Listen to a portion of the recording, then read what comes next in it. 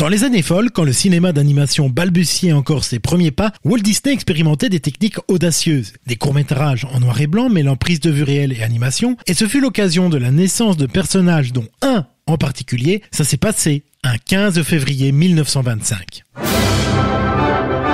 Ça s'est passé en... Disney dans l'histoire. Nicolas Descamps, Corinne Yerno, sur DLRP. Et c'est parti, mon joli. En duo et fortissimo. Bonjour Corinne. Alors, 1925, nous sommes donc avant la naissance de Mickey. Et le personnage dont tu vas nous parler, c'est Oswald le lapin chanceux, non ? Bonjour Nicolas. Eh bien, absolument pas. En fait, Oswald est arrivé un peu plus tard, en 1927. On peut dire que le personnage que nous évoquerons aujourd'hui est le plus ancien personnage Disney. Et aussi le plus vieux des antagonistes, puisque nous allons évoquer un vilain. Pour son nom, tu verras qu'il fut changeant, comme son aspect d'ailleurs. Mais il sera un pilier de l'univers Disney, bien avant que Mickey ne prenne la vedette. Avant Oswald, avant Mickey, mais qui est donc ce personnage qui semble avoir une histoire si riche et complexe ? Eh bien, 15 février 1925, c'est la naissance de Patibulaire, l'une des figures qui apparaîtra dans la série des Alice Comedies. La jeune Alice aura son compagnon, un chat du nom de Julius, mais au hasard des épisodes, d'autres figures ponctuelles seront dessinées. En général, il ne dépassait guère la durée de vie d'un épisode ou d'un gag. C'est donc dans ce contexte que Patibulaire va apparaître et résister. Patibulaire, lui, se distingue d'emblée de ce vivier initial. Il apparaît pour la première fois dans Alice Solves the Puzzle, dans un rôle d'antagoniste. Et oui, lui reviendra maintes et maintes fois, ce qui en fera le plus ancien personnage de l'univers Disney à avoir mené une véritable carrière, puisqu'il va traverser le muet, le parlant, le noir et blanc, la couleur, la télévision et même les jeux vidéo. Alors tu nous disais que son nom et son apparence avaient changé au fil du temps. Aurait-il eu un peu de mal à trouver son identité ? Dès ses premiers pas, il cumule surnom et visage. S'il se nomme Bootleg Pete lors de sa première apparition, les appellations vont se succéder. One-Eyed Pete, Putrid Pete, Pegleg Pete, Black Pete. Et s'il apparaît comme animal anthropomorphe, son espèce reste indécise. On le voit tantôt plus proche d'un ours, tantôt comme un gros chat. Une caractéristique récurrente le suit cependant, une jambe de bois qui apparaît ou disparaît selon les épisodes. Cette flexibilité de son design est une caractéristique qui permet au personnage de s'adapter aux besoins narratifs de l'époque. Dans la série des Alice, il va ainsi apparaître sous divers masques. Il sera contrebandier, d'où le sobriquet bootleg, ou bien rival mondain, ou un chef de bande, ou un compétiteur sportif, etc.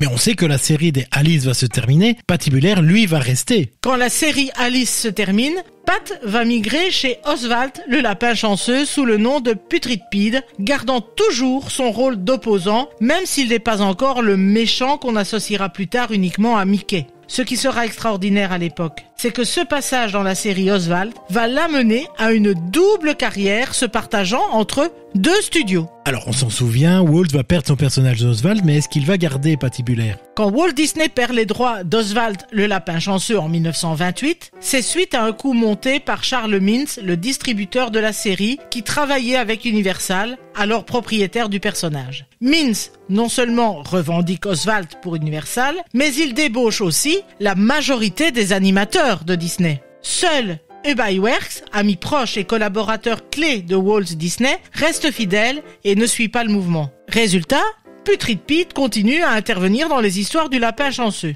Disney, lui, ne se laisse pas abattre. Très vite, les traits d'un nouveau héros sont esquissés et Mickey Mouse voit le jour. Il lui fallait un antagoniste contre qui se frotter. Et comme Patibulaire était un personnage antérieur à la série Oswald, rien ne l'empêchait de l'utiliser. Pat est l'unique protagoniste disneyen connu pour avoir eu une double carrière dans deux productions distinctes, Universal et Disney. Et justement, on y vient, comment va-t-il se frotter à Mickey ? Il va s'opposer à Mickey dès la deuxième apparition de la souris vedette. Dans le court-métrage Mickey Go Show, situé dans la Pampa argentine, Mickey incarne donc ce Go Show, tandis que Pat joue le rôle du hors-la-loi recherché. Leur rencontre se produit dans la Cantina Argentina, un lieu animé où Minnie, serveuse et danseuse de tango, attire les regards.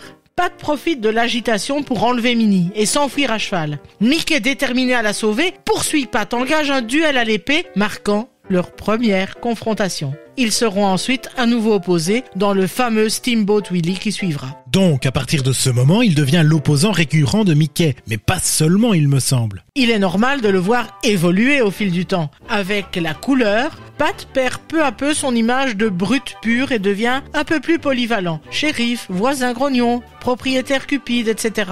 Il est toujours un antagoniste, mais ses fonctions s'élargissent. Parfois coupable, parfois victime des maladresses d'un Donald ou d'un Goofy. À cette période, il se fait moins l'adversaire exclusif de Mickey et fréquente davantage Donald. On comprend donc bien son rôle essentiel pour le dynamisme des histoires des courts-métrages. Que deviendra-t-il quand ceux-ci s'arrêteront ? Il sera présent jusqu'au milieu des années 50. Son dernier cartoon classique sort peu après la fin de l'âge d'or des shorts Disney. Après une longue absence, Pat revient dans les années 80. On le reverra en fantôme des Noëls futurs dans le Noël de Mickey en 83 et aura même un rôle notable dans Le Prince et le Pauvre en 90. À partir de ce moment, on le reverra périodiquement à la télévision. Alors, dans la sphère Disney, les héros se sont vus dotés d'une famille. Mickey et Minnie ont des neveux, la famille de Donald est gigantesque, Patibulaire me semble bien seul, lui. C'est en BD et à la télévision qu'on a découvert la famille de Pat. Pat Junior fait une première apparition en 42 et devient, dans la bande à Dingo, un gamin timide et modèle, très éloigné du profil criminel du père. C'est aussi dans la bande à Dingo qu'on fait la connaissance de Peg Ibulaire, l'épouse de Pat, qui lui apporte un côté plus humain. Pistol est leur fille espiègle, manipulatrice et affectueuse. Et puis, il a aussi autour de lui une série de complices comme Maître Chicano, un avocat véreux, complice des années 30, ou encore Lafouine, un acolyte maladroit qui sera très populaire en Europe. On comprend que Patibulaire est un personnage plus important et plus intéressant qu'on pouvait le penser. Question essentielle malgré tout, à qui le doit-on ? Dans les Alice Comedies, ce sont Walt Disney et Ub Iwerks qui sont les co-créateurs du personnage originel. Mais l'évolution du personnage, elle est due à plusieurs personnes. Floyd Gottfredson, architecte de la version BD de Pat, lui fixera son nom et certains de ses traits. Le sens du rythme, l'expressivité du personnage dans les courts-métrages viendront, eux, de Norman Mickey Ferguson, un animateur très important des studios. Quant à sa voix, Pat a connu plusieurs timbres.